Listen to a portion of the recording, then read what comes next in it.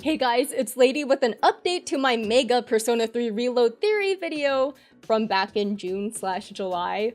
There are just so many new recent reveals from the Tokyo Game Show that just add fuel to my theory, including the new Strega scenes, the screenshot with Ryoji in front of the piano, the rollback option, and also the Elizabeth scene / my tinfoil hat thought about her English VA reprising her role.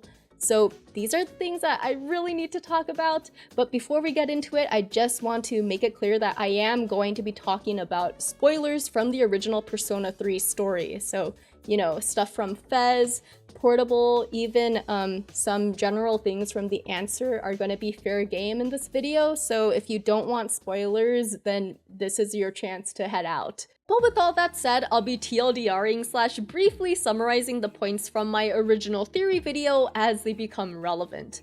Now let's get into it, starting with those new Strega scenes.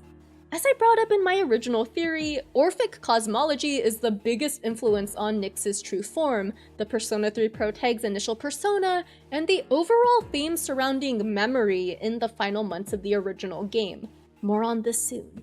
But the Strega reveals in the newest trailer add even more fuel into just how important memory as a thematic concept will be in Reload.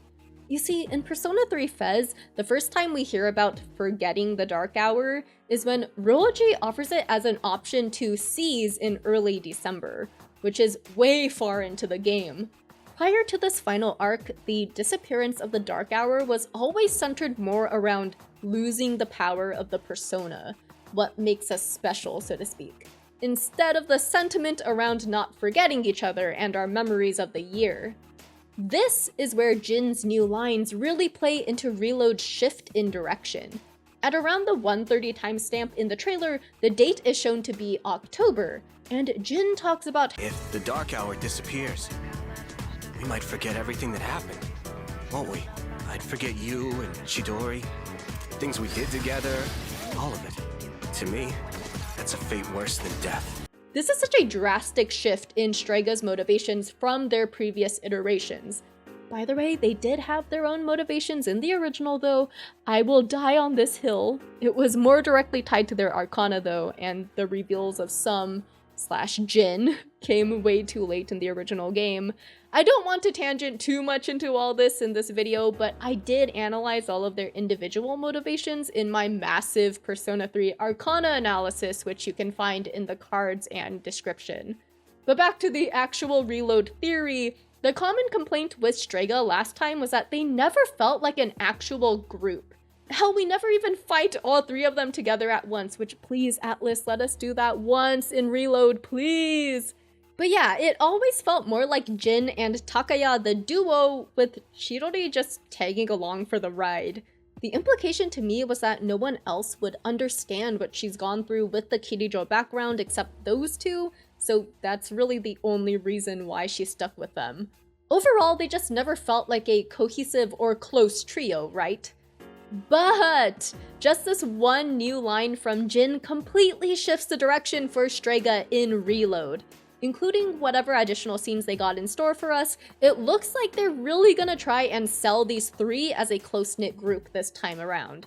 Something really necessary if they want us players to understand how important Strega's memories of each other are. Something that just wasn't in the forefront at all in the original. And reminder that it also seems like they're really leaning into this concept for the protag via the additional scenes with other SEES members. So why is memory so important though? Well, in the Greek Orphic tradition, followers believe that in the afterlife they would reach two pools or two rivers, I guess depending on the text or oral tradition. The point is that these are both bodies of water, which tie us back to all of Persona 3's water imagery. Now, these pools are separated into lethe, or forgetfulness, and mnemosine, or memory, and believers are taught to make sure to drink from the pool of memory, not forgetfulness, in order to obtain omniscience. Again, much more detail of all this is in my actual 45-minute long theory video, but with Strega's emphasis on memory covered, let's move on to that second main reveal from the TGS stuff. The screenshot of Ryoji and the protag. Please don't tell me I'm the only one who thought of this when I saw him at the piano! Without going into any particular spoilers, for those of you who have not watched the Evangelion franchise, the rebuild movies were legit as the name describes. There were changes to the original story, essentially being a sequel to the original anime. This particular scene of Shinji and Kaworu playing piano together highlighted their bond and definitely didn't exist in the original Eva anime. And I guess similarly, bonding scenes between the protag and Ryoji definitely didn't exist in the original Persona 3. So from this screenshot alone, it seems like Reload is taking a page out of the P3 movies and placing way more weight on Makoto and Ryoji's relationship. This only fuels the greater thematic emphasis on how precious memories can be. I also can't help but think about how Kaworu and Ryoji's origins and overall roles in their respective stories are very similar on a surface level, as well as Ava's huge tie to water as well. So considering everything I speculated could be happening back in my Mega Theory video, what with all the references to reborn, rebirth, and baptism imagery in the initial trailers, and especially the pause screen, the crazy tinfoil hat side of me can't see this as not some sort of deliberate reference, and maybe hint that Reload may not play out entirely how OG Persona 3 went down. And so on that note, let's talk about this new rollback feature. Okay, this is huge to me for two big reasons. I'll get into how one of these is heavily tied to Elizabeth later, but the first one is more on a meta note. The original Persona 3 was not afraid to experiment with game mechanics to help sell its ludonarrative, things like jealousy and break in the social links, but especially the infamous uncontrollable party members that were meant to emphasize the psychological concepts of Persona, how everyone has their own individual psyche and whatnot. So if Reload is actually playing with memory and time shenanigans like I hypothesized last time, then the rollback function might, on some level, be a return to major experimentation with game mechanic and story synergy. And speaking of time shenanigans and all the water and clock imagery that's all over the Greek-inspired Persona 3, from Tartarus to the Velvet Room to historic ancient water clocks, again, way more detail in my original theory video, this leads me to the final major thing from the Tokyo Game Show I want to talk about, and that's all the Elizabeth stuff. So let me get the most tinfoil-y thought out of the way first. The confirmation that Elizabeth's original voice actress, Tara Platt, is reprising her role. Meanwhile, everyone else in the English cast, even Koro and Ikutsuki, are completely new to the Persona 3 verse. And so, last time, we really dug deep into the continuation of Liz's story from P4 Arena. How Elizabeth's #1 goal is to free the protagonist from his fate as the Great Seal, as she's the only one who really doesn't move on from the MC sacrifice like the rest of the Persona 3 cast does in the answer. So, what if she's messing with time in Persona 3 Reload? Is she legitimately reloading our game? Winding back time? Now, going back to Orphism and memory, the entire party forgot about the protag following the final battle against Nyx. Only Aegis remembered, but even she eventually came to accept the protag sacrifice and moved on like everyone else did in Fez's epilogue. With that in mind, I speculated that Reload's version of the answer, or Portable's additional story a la the FemC route, may actually be a continuation of Liz's story.